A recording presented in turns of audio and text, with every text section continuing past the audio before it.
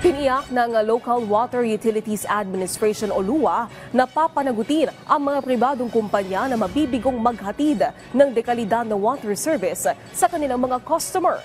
Ito'y sa harap na rin ng naging babala ni Pangulong Ferdinand R. Marcos Jr. sa kanyang SONA.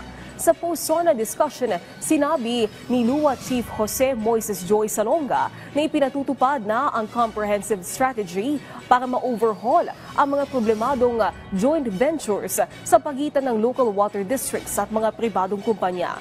Suportado din umano ng LUA ang panukalang pagbuo ng Department of Water para ma-centralize at ma-modernize ang pamamahala sa water system ng bansa. Sa joint venture partners na to, sa ating problema na to, tinitiyak kong may plano at sinisiguro ko sa inyong gagalaw. Hindi lang ako ngayon makakapagbigay ng detalye for obvious reasons, no?